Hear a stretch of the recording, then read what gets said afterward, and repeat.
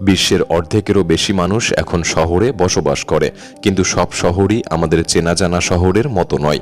আজ আমরা দেখাবো এমন কিছু শহরের গল্প যাদের অস্তিত্বই বিশ্বাস করা কঠিন। কোথাও জীবন অসম্ভব রকম কঠিন, কোথাও যেন মানুষ বেঁচে নেই, শুধু টিকে আছে। এ কেমন অদ্ভুত ভয়ঙ্কর জীবন, যেন এই শহরগুলি মানুষকে পরিণত করেছে এক একজন জীবন্ত নরকের বাসিন্দায়। আপনি কল্পনাও করতে পারবেন না যে মানুষের জীবন এমনও হতে পারে। ভিডিওটি সম্পূর্ণ দেখার অনুরোধ রইল। আর নতুন বন্ধুরা অবশ্যই পাশে থাকা সাবস্ক্রাইব লেখাটি প্রেস করে বেল আইকনের অল অপশন সিলেক্ট করুন। এই শহরটা দেখে যেন মনে হয় ফটোশপে বানানো, কিন্তু এটি একেবারে বাস্তব। শহরটির নাম আমেডি। ইরাকের কুর্দিস্তানে পাহাড়ের চূড়ায় অবস্থিত এই প্রাচীন শহরটি এক নজরে দেখলেই বোঝা যায় এটি এমন এক সময়ে তৈরি যখন উচ্চতা মানেই ছিল প্রতিরক্ষা। সমুদ্রপৃষ্ঠ থেকে 1400 মিটার উপরে একটি সমতল পাহাড়ের মাথায় পুরো শহরটি দাঁড়িয়ে আছে। বাসিন্দারা খাড়ার ধারে বাড়িতে থাকে, যা ভয়ঙ্কর মনে হতে পারে, তবে জানালায় দাঁড়ালেই চোখে পড়ে বিস্ময়কর উপত্যকার দৃশ্য। এই শহর গঠিত হয়েছিল খ্রিস্টপূর্ব 3য় সহস্রাব্দে, কিন্তু আশ্চর্যের ব্যাপার হলো তখন যেমন ছিল আজও তেমনই, কারণ সম্প্রসারণের কোনো জায়গা নেই। আকাশে তো বাড়ি ভাসানো সম্ভব হবে না। শহরটির দৈর্ঘ্য মাত্র 1 কিলোমিটার এবং প্রস্থ 500 মিটার। প্রাচীনকালে একে দুর্গ হিসেবে নির্মাণ করা হয়েছিল, একটি শক্ত ঘাঁটি যেটা বহু শাসক ও জাতিগোষ্ঠীর আকাঙ্ক্ষার কেন্দ্র ছিল। একসময় শহরে ঢোকার একটিমাত্র পথ ছিল পাথর কেটে বানানো একটি সরু সিঁড়ি, তবে এখন সড়ক পথ হয়েছে। এই শহরে মুসলিম ও খ্রিস্টানরা যুগ যুগ ধরে মিলেমিশে বাস করছে। জনসংখ্যা আনুমানিক 8,000 থেকে 11,000। ছোট হলেও শহরের আধুনিক জীবনের প্রয়োজনীয় সবকিছুই আছে: দোকান, রেস্টুরেন্ট, পুলিশ এবং অন্যান্য সেবা। তবে জায়গার অভাবে নতুন বাড়ি বানানো যায় না বলে অনেকেই বাধ্য হয়ে অন্যত্র চলে যাচ্ছেন। এখানকার মানুষ মূলত কৃষিকাজ ও কিছুটা পর্যটনের উপর নির্ভর করে জীবিকা চালনা করে। শহরটিকে ইউনেস্কো ওয়ার্ল্ড হেরিটেজ সাইট হিসেবে স্বীকৃতি দেওয়ার জন্য বাসিন্দারা উদ্যোগ নিচ্ছেন, যাতে আরও বেশি পর্যটককে আকৃষ্ট করা যায়। আটলান্টিক মহাসাগরের কিনারে লাগোস শহরের কাছেই, যেখানে জলের উপর দাঁড়িয়ে আছে একটি সম্পূর্ণ জনপদ, মাকোকো ভিলেজ। একসময় ছিল ছোট্ট এক জেলে পাড়া, আর এখন এটিকে বলা হয় বিশ্বের সবচেয়ে বড় জলবাসী বস্তিগুলির একটি। এটি প্রযুক্তিগতভাবে লাগোসেরই অংশ, কিন্তু বাস্তবে এটি যেন সম্পূর্ণ আলাদা এক শহর। জলের উপর বর্জ্যভিত্তিক জমিতে গড়ে ওঠা কাঠের পিলারের উপর দাঁড়ানো ঘরবাড়ি নিয়ে গঠিত। এটি কোনো ভেনিস শহর নয়, বরং যেন একটি ধ্বংসের পরবর্তী ভবিষ্যৎ থেকে উঠে আসা দৃশ্য। কেউ ঠিক জানে না এখানে কত লোক বসবাস করে। কেউ বলে লাখের কাছাকাছি, কেউ বলে তার চেয়েও বেশি। সরকারি হিসাবে 2.5 লাখ মানুষ এখানে বসবাস করে। অনেকেই বিশ্বাস করে প্রকৃত সংখ্যা আরও বেশি, কারণ সরকার পরিস্থিতির ভয়াবহতা আড়াল করতে চায়। এখানে নেই কোনো গাছ, নেই চাষের জমি, নেই কাঠ সংগ্রহের স্থান। মানুষ বাঁচে অতি কঠিন ও প্রায় বসবাসের অযোগ্য পরিবেশে। একজন পুরুষের 3-4 জন স্ত্রী থাকে, আর প্রতিটি স্ত্রীর থাকে 5-7টি সন্তান। জন্মহার অত্যন্ত বেশি। নাইজেরিয়া প্রাকৃতিক সম্পদে সমৃদ্ধ, কিন্তু সেই সম্পদ বিদেশে বিক্রি হয়, যার দাম স্থানীয় গরিবরা বহন করতে পারে না। ফলে সম্পদের ভাগ সাধারণ মানুষের কাছে এসে পৌঁছায় না, আর গড়ে ওঠে এই বিশাল দারিদ্র্যপীড়িত এলাকা। এই বস্তিগুলির একটি নাম আছে মাকোকো, এবং কেউ কেউ একে ব্ল্যাক ভেনিসও বলে থাকে। এখানে অপরাধের হার তুলনামূলকভাবে কম, তবে অবস্থা ভয়ঙ্কর। চিকিৎসা নেই বললেই চলে, শিক্ষকের সংখ্যা কম। অনেক স্কুল জলের উপর প্লাস্টিক ব্যারেল দিয়ে তৈরি, যেগুলো ঝড়ের সময় ধ্বংস হয়ে যায়। শিশুদের জন্য পান করার জল কিনে আনতে হয়, আর সব বর্জ্য সরাসরি চলে যায় জলের নিচে, যেখানে শিশুরা খেলা করে। এই বস্তিতে ভেসে থাকা প্রতিটি বাড়িতে গড়ে 6 থেকে 10 জন মানুষ থাকে। অধিকাংশ মানুষ ভাড়া থাকেন। পরিবারের প্রায় প্রত্যেকের একটি করে নৌকা আছে। যাতায়াত, মাছ ধরা, পণ্য বিক্রি সবকিছুই এই নৌকা। এখানে এমনকি ছোট ক্যাফে, সেলুন, এমনকি কিছু বাড়িতে টিভি ও ভিডিও গেম কনসোল পর্যন্ত দেখা যায়। সরকার একাধিকবার এই বস্তি উচ্ছেদের চেষ্টা করেছে, কিন্তু বিকল্প বাসস্থান না দেওয়ায় প্রতিবারই জনরোষে পিছু হটতে হয়েছে। অত্যন্ত কম শিক্ষার হার, শিশুদের অল্প বয়সে কঠিন পরিশ্রম শুরু করা, এই সবই এখানকার বাস্তবতা। অনেকেই দিনের পর দিন স্বপ্ন দেখে শুধুমাত্র একটি টিকিটের, ইউরোপে যাওয়ার, যেখানে ন্যূনতম কাজেও আয় হয় এখানকার 10 গুণ। পেছনে বিশাল 10 কিলোমিটার দীর্ঘ সেতু আর দূরে দাঁড়িয়ে থাকা আধুনিক বিল্ডিংগুলি এই স্থানটিকে করে তুলেছে একেবারে অবাস্তব। এমন একটি শহর যা প্রথম দেখায় মনে হবে যেন রূপকথার কোনো বই থেকে উঠে এসেছে।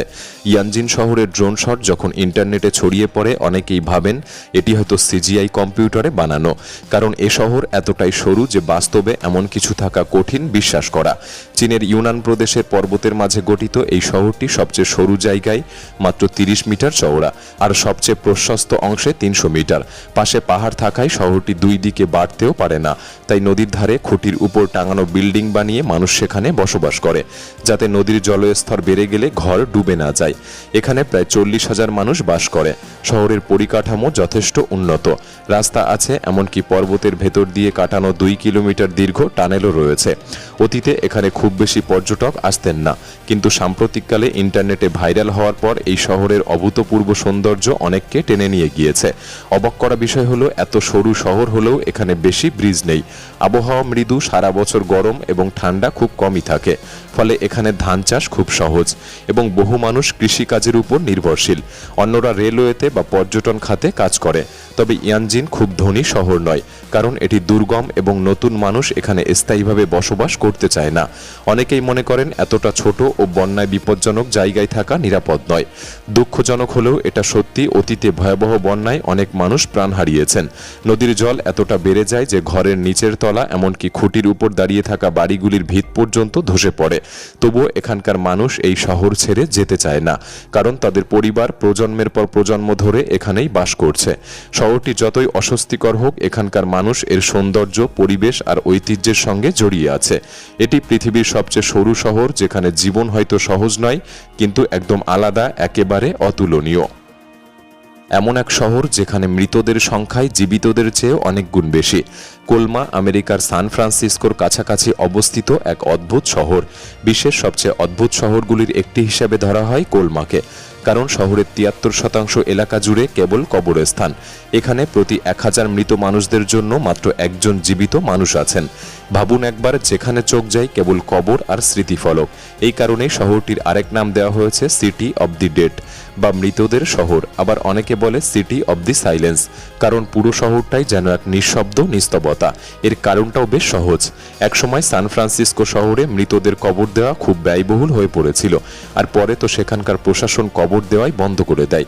তা প্রায় 100 বছর আগে 1,50,000 মৃতদেহ সান ফ্রান্সিসকো থেকে কোলমাতে এনে পুনরায় সমাহিত করা হয়েছিল। তারপর থেকে সান ফ্রান্সিসকোর বহু মানুষকেই কোলমাতে কবর দেওয়া হয়েছে। আজ কোলমাতে জীবিত মানুষের সংখ্যা প্রায় 1,500 জন, আর মৃত মানুষের সংখ্যা প্রায় 15 লক্ষ। এই শহরের নিঃসঙ্গ পরিবেশ অনেক সিনেমার শুটিং লোকেশন হিসেবে ব্যবহৃত হয়েছে। সারাদিনই শান্ত, স্তব্ধ, যেন এক অদ্ভুত সময়বন্দী পৃথিবী। কোলমা এমন এক শহর যেখানে জীবন নয়, মৃত্যুই যেন প্রাধান্য পেয়েছে। অস্ট্রেলিয়ার মরুভূমির বুকে অবস্থিত পৃথিবীর একমাত্র আসল আন্ডারগ্রাউন্ড শহর কোবারপেডি, যেখানে মানুষ সত্যি সত্যি মাটির নিচে বসবাস করে। এই শহরকে বলা হয় opal capital of the world, কারণ পৃথিবীর মোট ওপাল খনির 30% এখানেই, আর 97% ওপাল খনন এখান থেকেই হয়। তীব্র গরমের কারণে এই অঞ্চলের তাপমাত্রা 45 ডিগ্রি সেলসিয়াস পর্যন্ত যেতে পারে, আর এই কারণেই এখানকার মানুষেরা এক অদ্ভুত কিন্তু কার্যকর সমাধান বের করেছে। তারা পুরো শহরটাই বানিয়ে ফেলেছে মাটির নিচে। স্কুল, দোকান, হোটেল, লাইব্রেরি, গির্জা, এমনকি মাটির নিচে কবরস্থানও রয়েছে। এখানকার ঘরগুলি গুহার মতো হলেও তাতে সব আধুনিক ব্যবস্থাই রয়েছে। ইলেকট্রিসিটি, ইন্টারনেট, এমনকি আন্ডারগ্রাউন্ড সুইমিং পুলও দেখা যায়। কোবারপেডি নামটির অর্থ সাদা মানুষের গর্ত, যেটি এসেছে আদিবাসীদের ভাষা থেকে। এই শহরের মানুষজন এমনভাবে তাদের বাসা খনন করে যাতে একটি দরজা সরাসরি রাস্তার দিকে আর আরেকটি দরজা সোজা নিয়ে যায় ওপাল খনির ভেতরে। আন্ডারগ্রাউন্ড থাকার ফলে ঘরগুলি সবসময় থাকে 23 ডিগ্রি সেলসিয়াসে, যা স্বাভাবিকভাবে ঠান্ডা। এমনকি কেউ যদি এখানে বাড়ি বানানোর জন্য জমি কিনে খনন করতে যায়, তাহলে হঠাৎ করেই লক্ষাধিক ডলারের ওপাল খুঁজে পাওয়ার সুযোগ থাকে। একবার একটি হোটেল তৈরির সময় মাটির নিচ থেকেই বেরিয়ে এসেছিল প্রায় 3.6 লক্ষ ডলারের ওপাল। কোবারপেডিতে জনসংখ্যা খুবই কম, মাত্র কয়েক হাজার। বর্তমানে কিছু আধুনিক দালান উপরে গড়ে তুললেও বেশিরভাগ মানুষ এখনও সময় কাটায় মাটির নিচে। এবং মজার বিষয় হলো এই শহরটা সিনেমা দুনিয়াতে বেশ জনপ্রিয়। ম্যাড ম্যাক্স, পিস ব্ল্যাকের মতো চলচ্চিত্র শ্যুট হয়েছে এখানেই। এই শহরের পরিবেশ এতটাই অদ্ভুত ও বৈজ্ঞানিকভাবে গুরুত্বপূর্ণ যে মঙ্গল গ্রহে বসবাসের অনুশীলনও কোপারপেডিতেই করার পরিকল্পনা করা হয়েছে। এরকম শহরগুলি আমাদের চেনা পৃথিবীকে প্রশ্নের মুখে ফেলে যে জীবন আসলে কতভাবে চলতে পারে। যারা এই শহরগুলির বাস্তব রূপ এখনো দেখেননি, তাদের জন্য এসব যেন কল্পনার থেকেও বেশি অবাক করার মতো। ভিডিওটি ভালো লাগলে একটি লাইক করতে পারেন, চ্যানেলটি সাবস্ক্রাইব করে রাখতে পারেন। তাহলে দেখা হচ্ছে পরবর্তী নতুন একটি এপিসোডে। ধন্যবাদ।